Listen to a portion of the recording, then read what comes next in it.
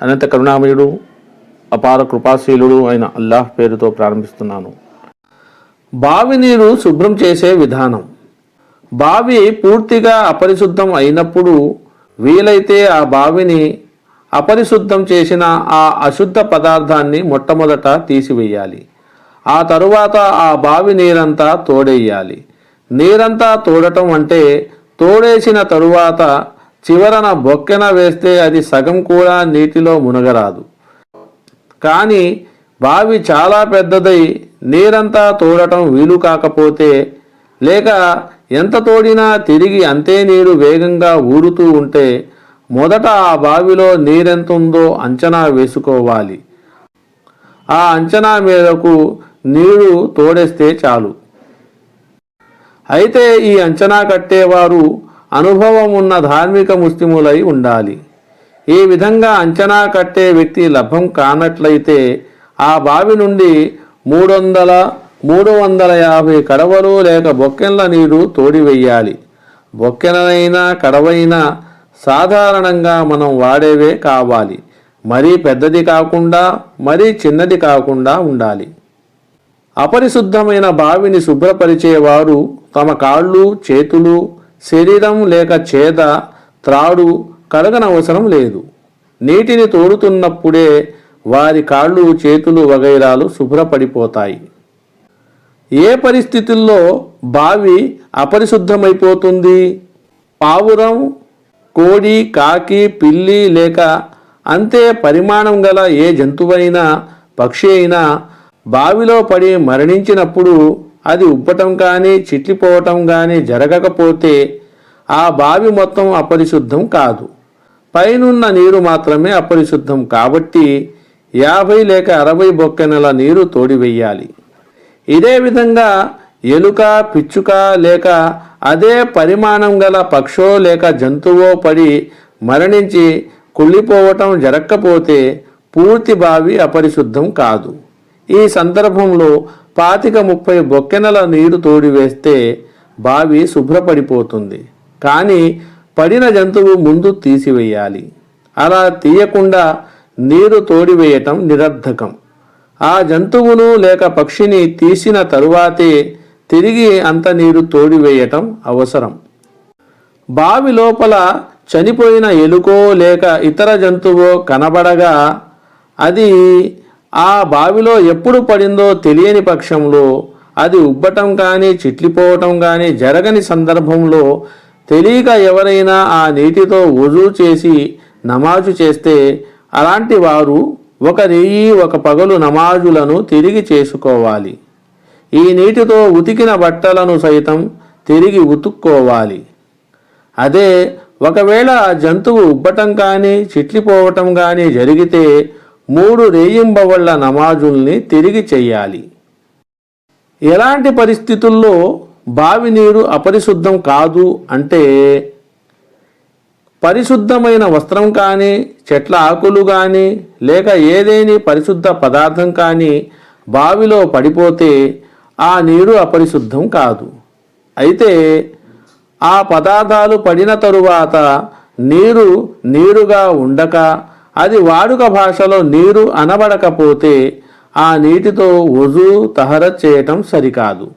ఉదాహరణకు బావిలో ఆకులు పడి ఆ నీరు ఏమాత్రం చిక్కబడిన ద్రవంగా మారినప్పుడు లేక రంగు వాసనల్లో ఏదేని మార్పు కలిగినప్పుడు ఆ నీటితో వజూ తహరత్ చేయకూడదు. ఇదే విధంగా బావిలోని ఇంటిలోని నీటిలోనూ చక్కెర పడి ఆ నీరు షరబతులా మారినా దానితో వజూ చెయ్యరాదు. ఏదో కొంచెం చక్కెర మాత్రం పడితే పర్వాలేదు. రక్తం లేని ప్రాణులు లేదా నీట ఉండే జలచరాల్లాంటివి బావిలో పడినా అవి అందులోనే చనిపోయినా ఆ నీరు అపరిశుద్ధం కాదు. కప్ప, చేప, తాబేలు, పాము, దోమ, ఈగ, చిన్న బల్లి వగైరా ఈ కోవకు చెందుతాయి. పంది తప్ప ఇతర క్రూర మృగాలకు సంబంధించిన లేక చనిపోయిన హరాం జంతువుల వెంట్రుకలు, ఎముకలు లేక గోళ్ళు వగైరాలు బావిలో పడితే ఆ నీరు అపరిశుద్ధం కాదు. ఆవు, ఎద్దు, మేక, కోడి వగైరా జంతువుల ఎంగిలి అపరిశుద్ధం కాదు. అలాంటి జంతువులు నీటపడి ప్రాణాలతో బయటకు వస్తే ఆ నీరు అపరిశుద్ధం కాదు. అయితే వాటి శరీరంపై ఇతర అశుద్ధ పదార్థం అంటుకొని ఉండరాదు. బావిలోనూ ఇంట వాడే నీటిలోనూ పిచ్చుక లేక పావురపు రెట్టపడినా ఆ నీరు అపరిశుద్ధం కాదు. అయితే కోడి, బాతు లాంటి పక్షుల రెట్టపడితే మాత్రం ఆ నీరు అశుద్ధమే అవుతుంది. మనిషి శరీరంపై కానీ అతని బట్టలపై కానీ ఎలాంటి అశుద్ధం అంటిలేని పక్షంలో అతడు బావిలో పడినా లేక స్వయంగా అందు దిగినా ఆ నీరు అపరిశుద్ధం కాదు. అతడు ముస్లిమైనా ముస్లిమేతరుడైనా సరే బావిలో దిగేటప్పుడు దిగేవాడు స్నానం చేసి దిగితే మరీ మంచిది. వ్యవసాయదారుల పాత్రలకు ఏదో కొంత పేడ అవి అంటడం సహజం.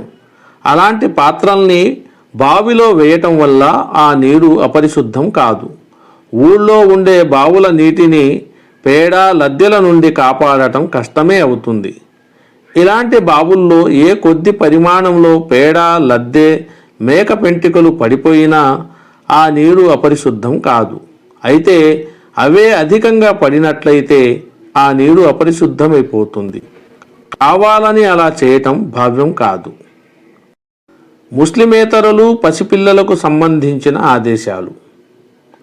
ముస్లిమేతర సోదరులకు ఇస్లామీయ పారిశుధ్యపు నియమాలు తెలియవు గనుక వారైనా పసిపిల్లవాడైనా చేతులు కొద్దిపాటి నీటిలో ముంచితే ఆ చేతులకు అశుద్ధత అంటి ఉన్న పక్షంలో ఆ నీరు అపరిశుద్ధమైపోతుంది. వజూ కోసం ఆ నీరు పనికిరాదు. అశుద్ధం అంటి లేకపోయినా వారి పారిశుధ్యం గురించి గ్యారంటీ లేదు గనక కొందరు ధర్మవేత్తలు పిల్లలు చేతి ముంచిన నీటిని మక్రూహే తంజీహీగా పరిగణిస్తారు. ముస్లిమేతర సోదరులు ఇస్లాంలో హరామైన పంది, కుక్క లాంటి జంతువుల విషయంలో జాగ్రత్తగా మసలుకోరు కనుక వారి పాత్రలు శుభ్రంగా కడక్కుండా ఉపయోగించకూడదు. అయితే కేవలం అనుమానంపై వాటిని అపరిశుద్ధం అనుకోవటం మాత్రం భావ్యం కాదు. పారిశుధ్యానికి సంబంధించిన మరికొన్ని సమస్యలు. స్పిరిట్ మరియు టింక్చర్ సారాయి కోవకు చెందినవే. అనవసరంగా వాటిని శరీరంపై పులమటం తగదు. శరీరంపై అంటినా కడిగి వేయటం వాజిబ్. కానీ చికిత్సార్థం వీటిని ఉపయోగించవచ్చు. అయితే రంగు బట్టలు, సిరా, సబ్బు లాంటివి స్పిరిట్ వేసి తయారు చేయబడిన వాటిలో స్పిరిట్ రూపం మారిపోతుంది గనక అవి అశుద్ధాలు కావు. అవసరాలు అశుద్ధ పదార్థాలను ముబాహ్ అంటే కేవలం అవసరానికి అనుమతించబడినవిగా చేస్తాయి. ఆల్కహాల్తో తయారైన ఔషధాలు కూడా ఇలాంటివే. బావిని శుద్ధి చేయాలంటే సాధారణంగా చేదనే వాడతాం. కానీ మోటారు పంపు సహాయంతో తోడే బావి అయితే దాన్ని శుభ్రపరచటానికి ధర్మవేత్తలు సూచించిన పరిమాణంలో నీరు తోడివేస్తే బావి పరిశుద్ధమైపోతుంది. నీటి ట్యాంకు శుభ్రత. సాధారణంగా వాటర్ ట్యాంకులోని నీరు పై పంపు సహాయంతో చేరవేస్తారు. క్రింది పంపు సహాయంతో నల్లాలులోనికి పోతుంది. ఇలాంటి ట్యాంకు పారే నీటి కోవకు చెందింది. దీనిలో ఎలాంటి అపరిశుద్ధ పదార్థం కానీ జంతువు కానీ పడినా ట్యాంకు నీరు అపరిశుద్ధం కాదు. ఫత్వా హిందియా. కానీ ట్యాంకు రెండు వైపుల నుండి లేక ఒకవైపు నుండే మూయబడిందైతే అపరిశుద్ధం కాగలదు. అలాంటి ట్యాంకులోని నీరంతా పై పంపు ద్వారా తోడివేస్తే గాని పరిశుద్ధం కాదు. ఎలుక, పిల్లి, మేక పెంటికల్ లాంటి ప్రత్యేక ఆకారం గల అశుద్ధ పదార్థాల్ని ముందు తీసివేసిన తరువాతే శుభ్రపరచాలనే విషయం ముఖ్యంగా గుర్తుంచుకోవాలి. హ్యాండ్ పైప్, నల్లా విషయంలో ఇదే ఆజ్ఞ వర్తిస్తుంది.